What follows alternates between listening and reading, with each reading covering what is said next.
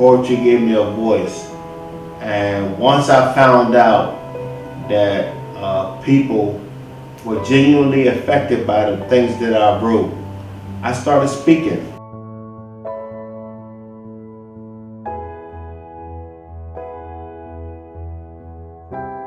This life and whatever you want to do in your life is about you.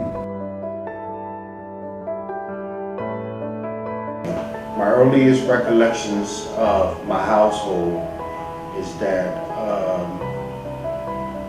my older brother used to torment me. I used to go there with my brother, after my brother finished abusing me, I used to go in this dark and crawl space and I used to cry and I used to ask God, why is this happening to me?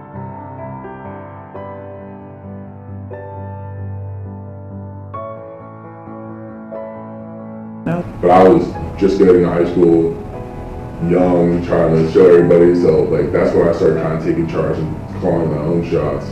That's when I started getting in trouble because I didn't know what I was doing, and I just thought it was cool, I thought it was funny, and it wasn't. And like I got caught in high school a bunch of times just trying to do stupid stuff, fighting in school, like robbing teachers. Like when I was in high school, yeah, I kind of thought I was like the big man. Some crimes was committed that I was involved in, but I was involved in. I was sent to prison for 15 to 30 years. I went to Graterford at the age of 19 years old. A friend of mine, when they see me coming through the door, gave me a shank, which is a knife, and told me I was on my own. And so I slept with that knife. I took that knife to dinner with me, to lunch with me, to breakfast. And I kept that knife with me in case anybody tried to do anything to me again. I refused to be a victim again.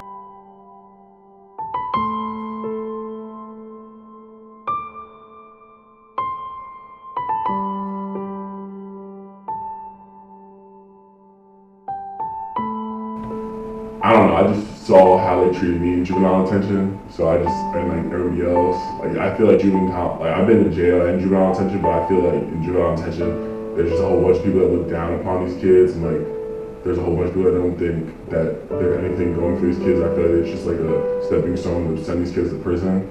So I just feel like if I was there to help these kids or talk to them, I could really like open their eyes and show them like that there's more to life than this. Because like obviously I never thought I would see it, but I found out there was more life than just doing bad stuff and being in a gang and trying to be cool. Like there's a lot more life than that. So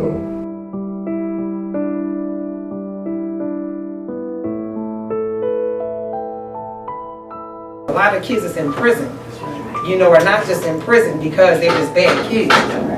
You got to think about their home life before they ended up in prison. So. Because I know Chris wouldn't have been in prison for 33 years if we had that foundation when we were coming up, people that we could go to.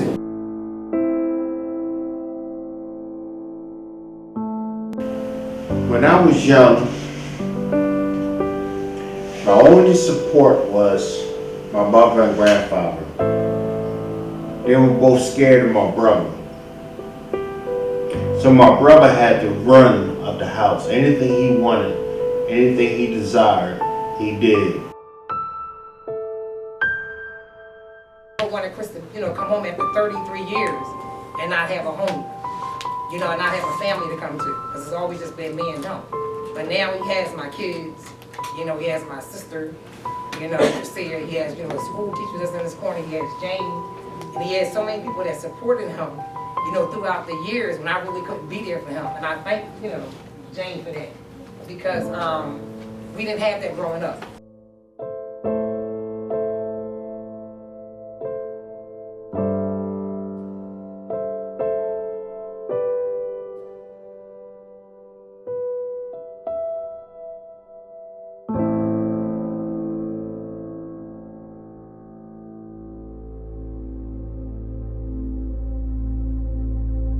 When I went down to Graterford, the first thing I got into was a poetry writing shop.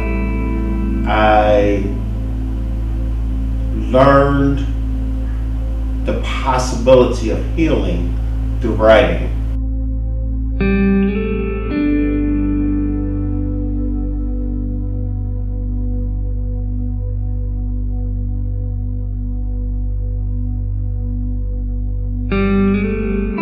I'm 48 years old now, aren't I? By the way, I still have your future 6th grade teacher's phone number, Miss Heath. She's the one person that will take an interest in you, showing you the love that you crave.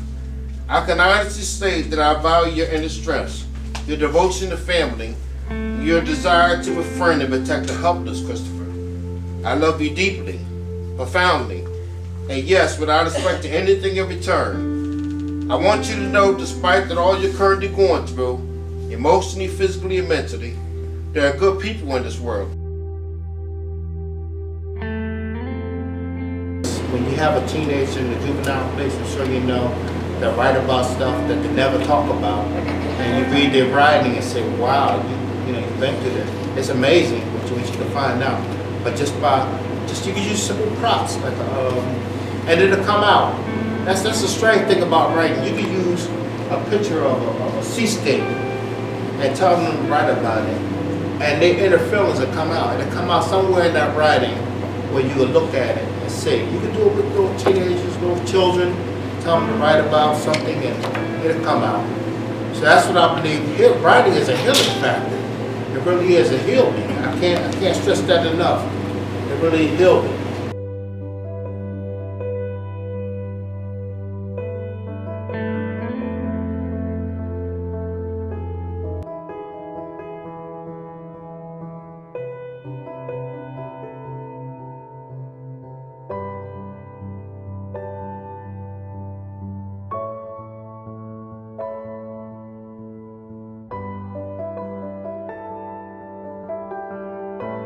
Hope is the willingness to continue when all is lost.